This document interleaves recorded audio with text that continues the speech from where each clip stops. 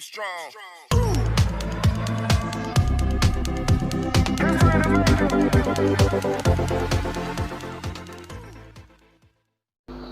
Oke, kembali lagi bersama saya Kang Kumis. Kali ini Kang Kumis kembali bersama Anda, tentunya dengan topik-topik menarik dan terbaru.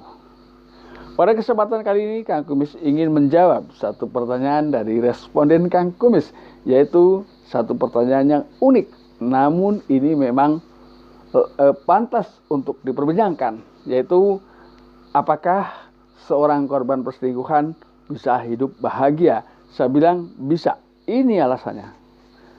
Namun sebelumnya silahkan Anda subscribe lebih dahulu agar Anda tetap bisa mengikuti perkembangan-perkembangan terbaru di channel Kang Kumis tentunya.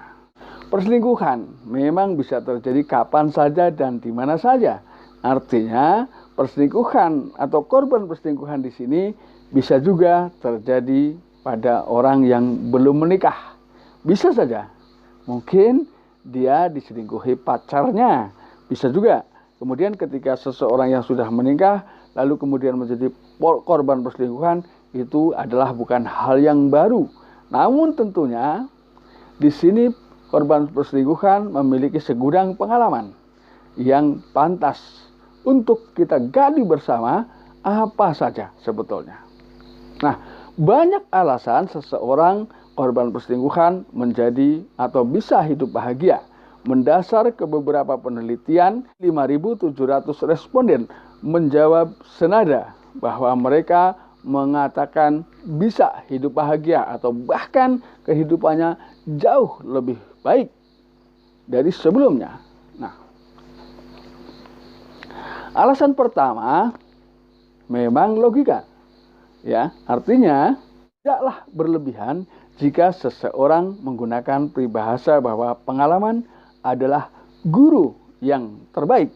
Nah, ini tentunya dengan segudang pengalaman ini alasannya adalah satu, dia lebih berpengalaman. Artinya lebih berhati-hati dalam memilih pasangan hidupnya. Tentunya setelah mengalami atau menjadi korban perselingkuhan.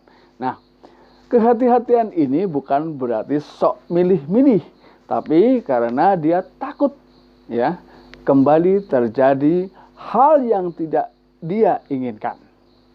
Artinya kembali menjadi korban perselingkuhan yang kedua. Tentunya itu tidak seorang pun yang menginginkan itu terjadi. Kemudian yang kedua, dia akan lebih setia terhadap pasangan. Karena ini juga kembali mungkin seseorang setelah berapa kali gagal atau kembali sering menjadi korban perselingkuhan akan mudah untuk introspeksi diri. Sebetulnya apa yang menjadi kesalahannya sehingga saya misalnya terus-menerus menjadi korban perselingkuhan.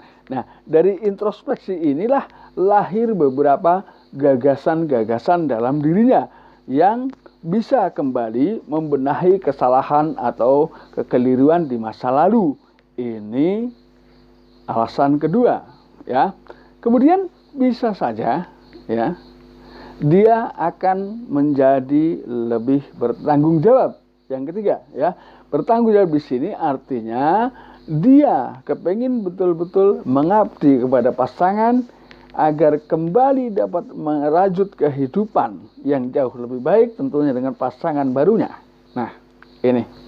Jadi banyak hal positif yang dapat kita gali terutama bagi seseorang yang memang sudah menjadi korban perselingkuhan. Tapi sebelum saya lanjut, perlu saya garis bawahi juga bahwa tidak semua korban perselingkuhan punya pemikiran-pemikiran positif. Ada juga yang mengambil jalan pintas hingga menjadi negatif. Artinya setelah menjadi korban perselingkuhan, dia juga justru semakin menjadi-jadi.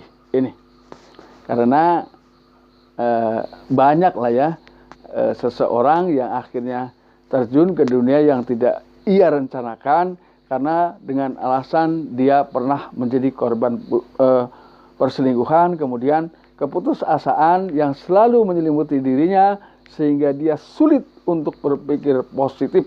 Ini. Kemudian yang berikutnya, dia akan lebih sayang kepada pasangan. Artinya lebih sayang di sini kembali lagi bahwa dia tentunya dengan beberapa pengalaman yang sudah ia alami sebagai korban perselingkuhan, banyaklah nilai-nilai positif yang selalu ditanamkan dirinya dengan tujuan ingin memperbaiki kehidupannya ini tentunya. Nah, apalagi mohon maaf biasanya korban perselingkuhan ketika bertemu dengan orang yang senasib kemudian berjodoh, ini biasanya mohon maaf keluarganya akan jauh lebih bahagia. Tapi perlu saya garis bawahi, bukan berarti orang-orang yang bukan korban tersebut tidak bisa bahagia ini. Ini kan sebetulnya menjawab dari rasa ketakutan yang timbul sebelumnya dari orang-orang yang memang betul menjadi korban perselingkuhan. Jadi mohon maaf, mungkin masih banyak lah ya korban-korban perselingkuhan yang tentunya belum bisa mengungkapkan perasaan hatinya. Nah, ini nggak usah khawatir ya. Jadi Anda untuk bergerak ke depan atau melanjutkan kehidupannya, Anda harus jauh lebih berhati-hati dalam memilih pasangan. Artinya, jika memang Anda wanita, tentunya mencari pasangan yang tampan ini adalah menjadi alasan awal, ya. Tentunya karena memang ini juga tidak dilarang. Seorang wanita cantik memilih pria tampan ini tidaklah dilarang. Begitu pula sebaliknya, seorang pria tampan memilih wanita cantik maksudnya. Ini juga tidak dilarang. Tapi perlu Anda ketahui ketika memang keluarga Anda ingin lebih bahagia, ingin lebih harmonis, sesungguhnya perlu Anda miliki, perlu Anda pahami bahwa kecantikan dan ketampanan yang hakiki adalah perilaku. Ingat ya, ini. Jadi apakah di sini wajah penting? Sangat penting. Itu tidak dilarang. Ya.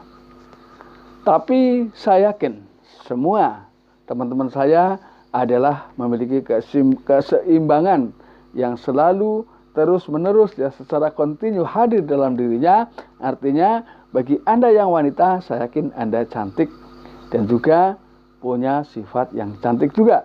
Terus Anda yang tampan, saya yakin Anda pun ingin setelah menemukan pasangan yang pas, tentunya dia betul-betul rasa ingin memperbaiki kehidupannya menjadi hal yang utama. Artinya memang kembali tetap saya yakin ketika Anda pria, Anda sudah mampu menepis ego sendiri. Begitu pula wanita. Karena sebetulnya orang yang bijak selalu mampu menepis ego sendiri. Artinya mengalah bukan berarti kalah, tapi mengalah untuk mencapai titik kemenangan yang hakiki. Karena sebetulnya nerimo itu indah. Untuk hal-hal tertentu, nerimo itu indah. Ya, tapi ada kalanya hal-hal yang memang kita harus tegas. Ya, artinya ketika kita menjadi imam dalam rumah tangga, apapun itu kita harus tegas sesuai dengan aturan yang ada. Artinya sebagai seorang imam memang tanggung jawabnya dari dunia hingga akhirat. Artinya tanggung jawabnya bukan hanya sekedar di sini. Artinya memberikan nafkah dan hal-hal lain yang memang dibutuhkan oleh pasangan kita. Namun juga di sana punya tanggung jawab dalam kehidupan berikutnya.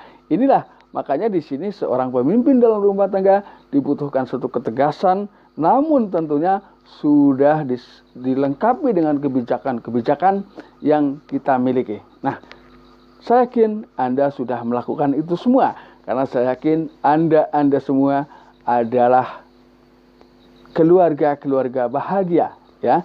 Jadi terima kasih dan salam harmonis dari Kang Kumis. Terima kasih.